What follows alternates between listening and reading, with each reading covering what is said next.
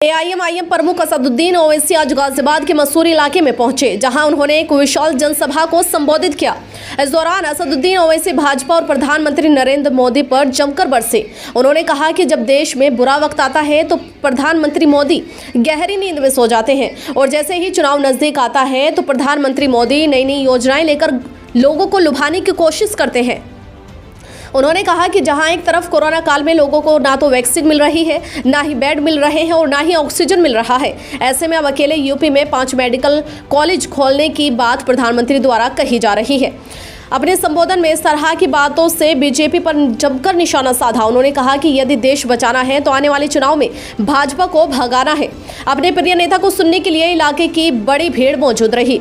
इस दौरान सुरक्षा के लिए चाक चौबंद इंतजाम किए गए। उधर बड़ी संख्या में लोगों की भीड़ को देखकर ओवैसी भी फूले नहीं समाये और बेहद उत्साहित दिखाई दिए।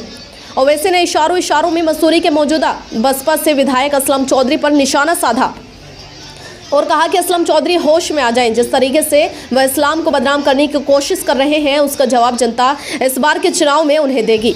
वहीं दूसरी ओर गाजियाबाद की 5 विधानसभाओं को लेकर उन्होंने तमाम आंकड़े भी गिनवाए। इसके अलावा उन्होंने कहा कि जब योगी और मोदी को मुस्लिम बाहुल्य क्षेत्र से इतनी वोटें नहीं मिली तो आखिरकार उसके बावजूद वह कैसे जीत गए। उनका कहीं ना कहीं इशारा ईवीएम मशीन की तरफ था। वहीं दूसरी ओर डासना के मंदिर में एक बच्चे की पिटाई के मामले को लेकर उन्होंने गंभीरता से लेते हुए कहा कि कुछ लोग अच्छी जगह में भी बच्चों के घुस जाने पर उनकी पिटाई करते हैं और माहौल बिगाड़ने का प्रयास करते हैं। उन्होंने कहा कि जो लोग ऐसी सोच रखते हैं वह हमारी मस्जिदों में आए, वहाँ का पानी पिए, वहाँ खाना खाए और आपसी बातें करें।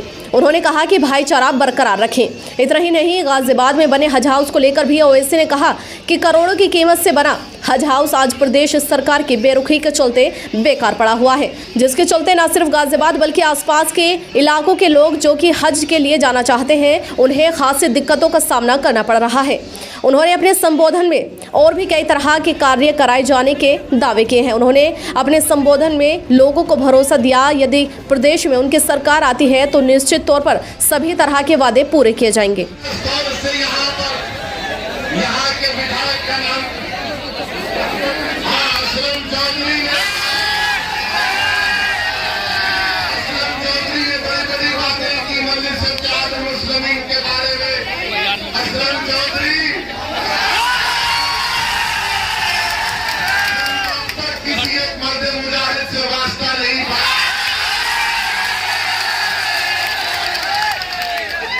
ये कई बड़ी बातें करते हैं हमारी आप किसान की।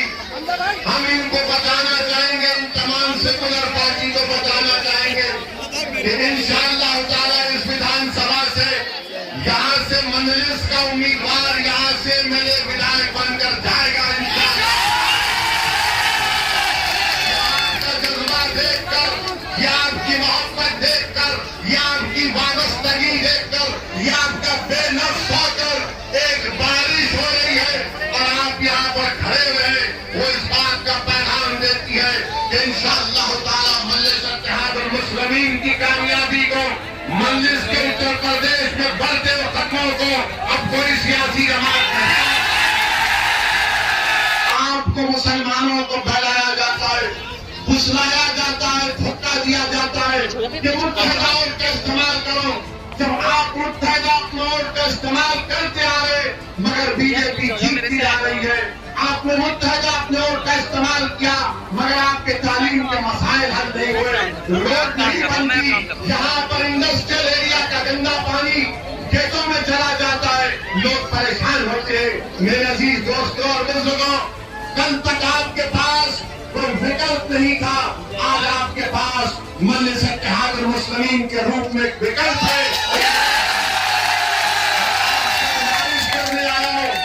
मैं आपसे गुजारिश करने आया हूँ कि मुत्तहिदा अपने वोट का इस्तेमाल करिए।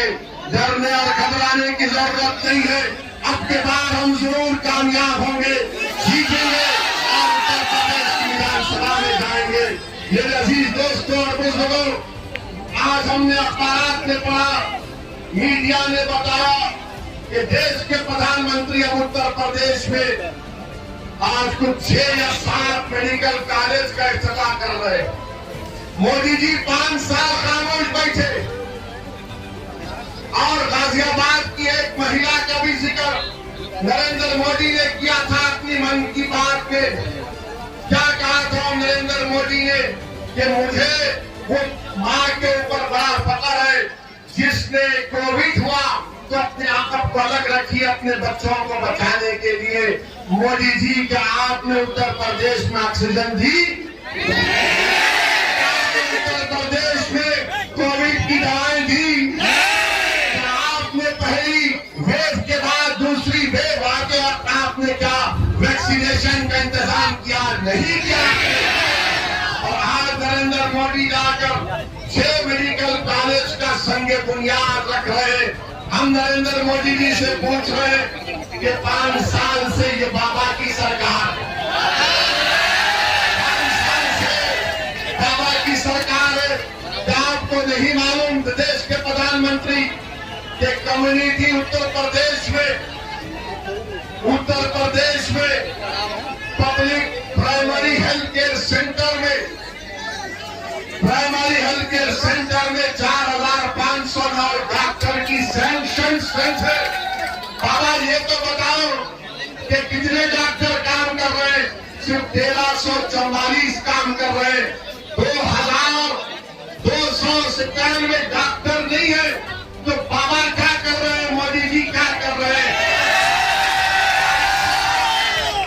बाबा से आप जाकर पूछेंगे, बाबा ये प्राइमरी हेल्थ केयर सेंटर में 2200 डॉक्टरों की सैंक्शन स्ट्रेंथ है, आपने इनको तकर्रुर नहीं किया, इनको नहीं रखा, तो बाबा बोलेंगे डॉक्टर का नाम बदल दो।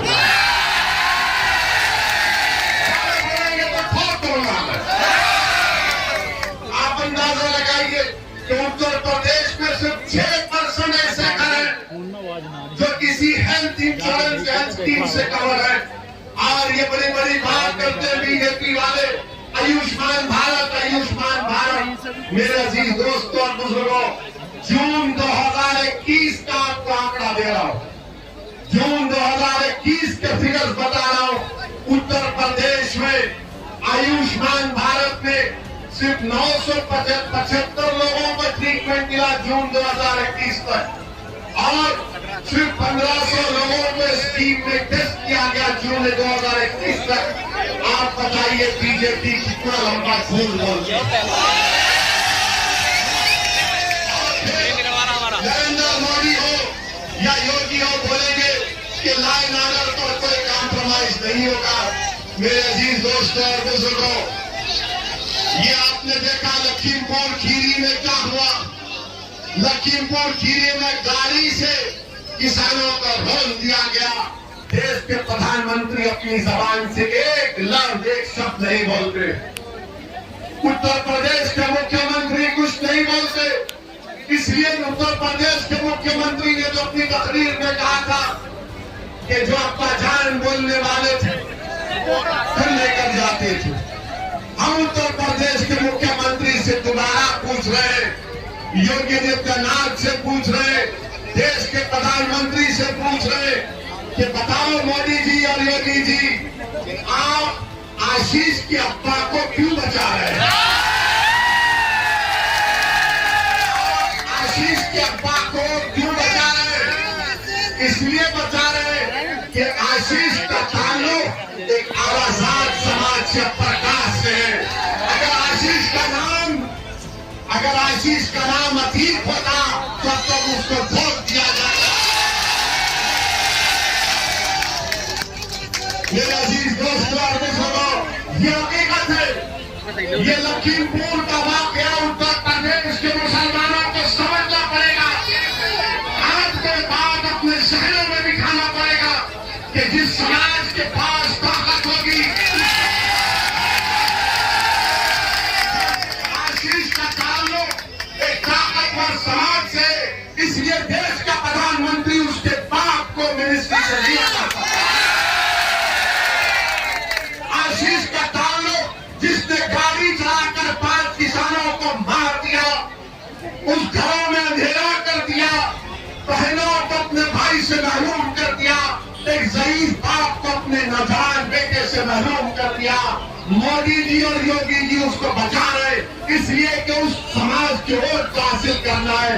बताओ उत्तर प्रदेश के मुसलमानों, क्या तुम्हारे खून की कीमत है?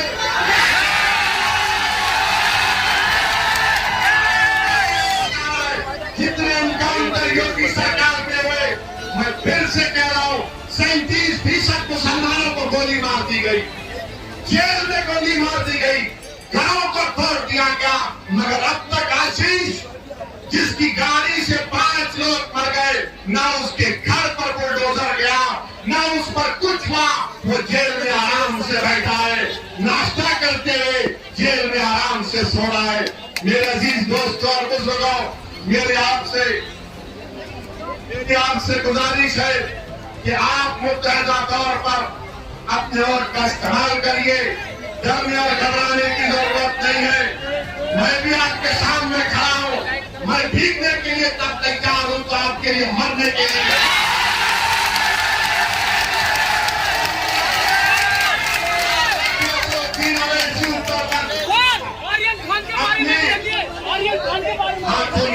असदुद्दीन ओवैसी यहाँ पर अपनी मकबूलियत में इजाफा करने के लिए नहीं आया है। असदुद्दीन ओवैसी आपको नेता बनाने के लिए आया है।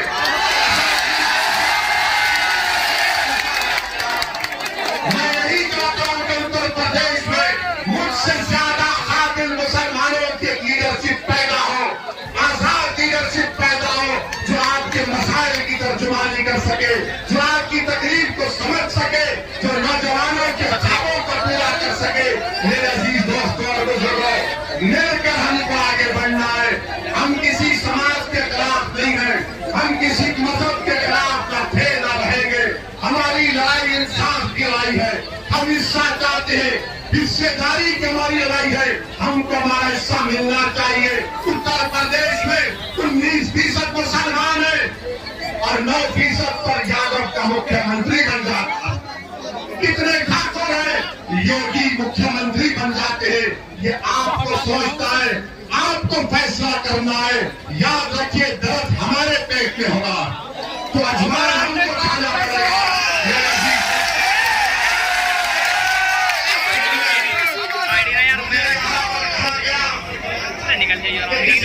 किसी का नाम नहीं करता हूं,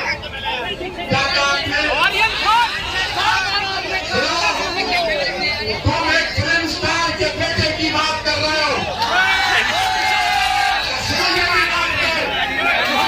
क्या उत्तर प्रदेश की जेलों में 27% मुसलमान जेल में नहीं है? बात कौन करेगा फिर?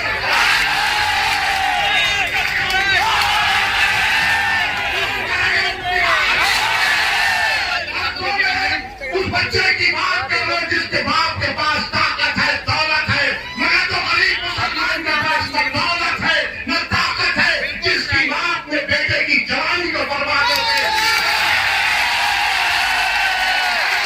मैं अपने भाई के बारे में बोलूंगा, मैं अपने बेटे के बारे में बोलूंगा, उसके बारे में बोलूंगा जिसको बेजुबान कर दिया गया, उसके बारे में सोचो। मेरे अजीज दोस्तों और बुजुर्गों, 27% under trial prisoners Uttar Pradesh की जेलों में मुसलमान है। कौन लाएगा उनके बारे में? क्या आपको मालूम कि सीधे वाले के साथ हुआ? 20 मुसलमानों को गोली मार दी गई, 20 मुसलमानों को योगी सरकार की पुलिस गोली मार दी गई। मैं उन गोली मारने वाले पुलिस के आरोपदारों को मैं कहना चाह रहा हूं कि उनको जमीन की सरकार तो बचा रही है, आसमान और जमीन का मालिक